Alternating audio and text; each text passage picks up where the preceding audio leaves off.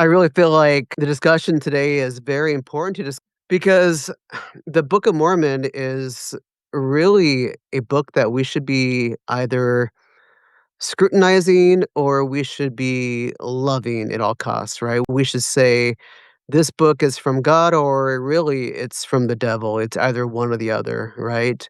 It's one of those books too that you shouldn't just believe from reading it or even from praying about it. And I'll explain that as we go on. It's because number 1, Joseph Smith isn't the person you always thought he was, even if you're LDS. I don't know how much of the history that you know about, but Joseph Smith was really into women. He was really into young women. He took upon wives. He was a polygamist. He had many, many failed prophecies that he gave, and he was a storyteller from a very young age. His mother would rave at the stories he would give, even about the people of the American continent. He was already given a story about these people that were gonna be part of his book in the future. So, again, the story starts with the first vision account, and we know that happened in the spring of 1820, and in the 1832 account, we see that Joseph was in the woods when she says he was overtaken by the enemy at that point, and at that point, he saw a pillar of light, and in that account, he said he saw Jesus. Notice it was a single person that he saw in that light. It was later added in the 1838 account that he saw Jesus and the Father. That was a later addition to that account. But what's very important to understand is Muhammad, his first account he saw too was a single supposed angel of light, that gave him a new message to give to the people in the same fashion that Joseph got a new message to give to the people in order to restore a church. That's a big red flag.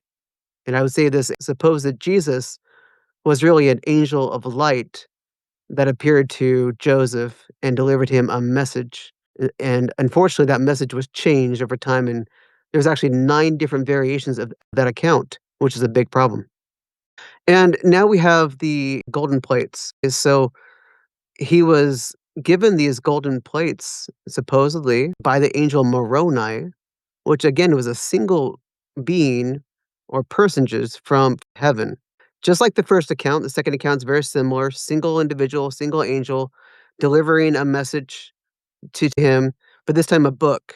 Okay, like Muhammad got a book from heaven to write, and now Joseph is also going to write his own story. And so he got that, but I would say this relates to Galatians 1, where it says, if any man receives any new gospel, even by an angel, let him be accursed. I mean, if I can get into those verses some more, I would, but we have time constraints right now. And again, with the golden plate story, Joseph Smith, he started his transcription of the Book of Mormon in April of 1829 and ended it in June of 1829. So he had 2 years to come up with his story. From the year 1827 to 1829, the LDS people will tell you that Joseph did this in about 65 days. But if you look at the numbers here, that doesn't add up.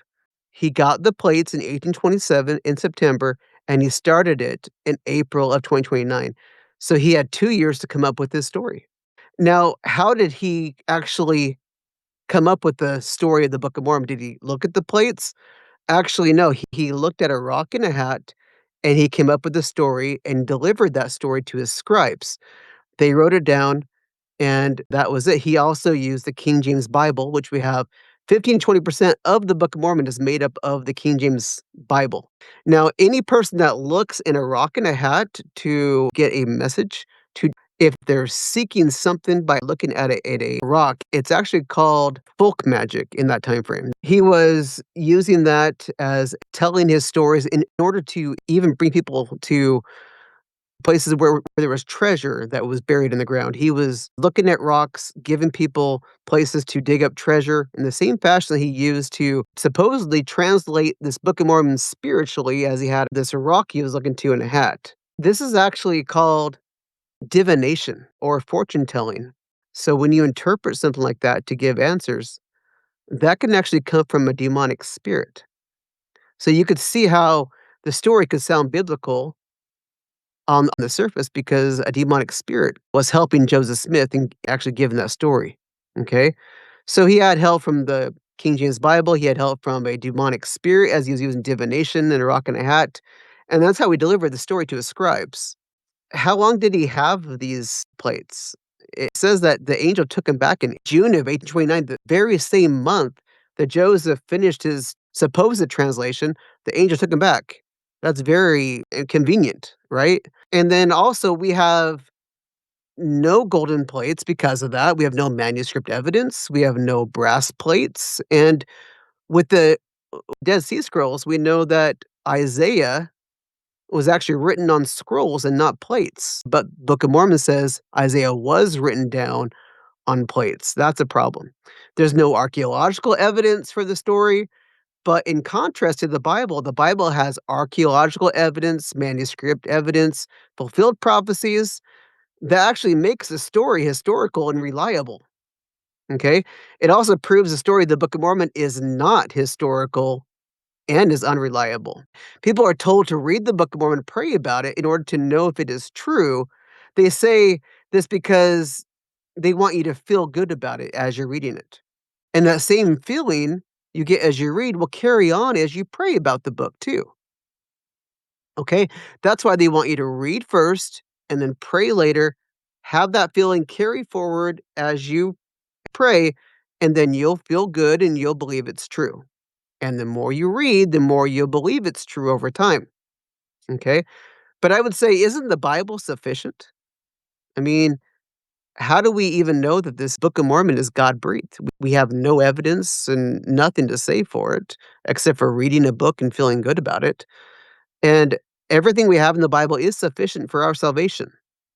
Okay? We can know how to come to Jesus and be saved and enter heaven through the Bible. It actually teaches us that. Why do we need this other book? Okay? And the Book of Mormon also has many contradictions to the Bible. Like I said, the King James passages, those are plagiarisms directly from the Bible into the Book of Mormon, not just Isaiah, but there's also places in Malachi, First Corinthians, and Matthew, all over the place that are within the Book of Mormon. We also have in the Book of Mormon where it says that Jesus' name is in the Old Testament portion when that was revealed by the angel Gabriel unto Mary. We also have churches being established in the Old Testament of the Book of Mormon. We have people being baptized into a church before the new covenant. We see that you must be baptized to be saved, that you are saved after all you can do, according to the Book of Mormon, that the atonement of Jesus happened in the Garden of Gethsemane and not with the death of Jesus on the cross. All of these teachings are very important in the LDS Church, and they stem from the Book of Mormon, which is another gospel that the Bible teaches against. That's why we need to understand that we need to be weary, not just accepting a book based on the surface of what people say it is. And you're going to say, oh, but LDS missionaries that come to my house, they seem so genuine in what they've said. And I'm liking what I've read in the Book of Mormon. How can this not be true? And one reason is the Bible has warned against this book from the very beginning. If you read the pages of the Bible, you would see there are warning after warning after warning to not just give into any such teachings that people say are true, but to compare and contrast those teachings with the Bible and don't just say it's true because someone says it is. Okay? I would say the Book of Mormon is not reliable. And if you are a Christian and you're listening to this, there isn't a single Christian that would say that the Book of Mormon would be true. We are against this book. We say it is not from God, it's from the devil. And if you are in the LDS church, I would say you should leave it. This book is leading you astray. Okay? There is salvation outside of the LDS church. You can come out of that religion, that false religion, and come to Jesus and be saved.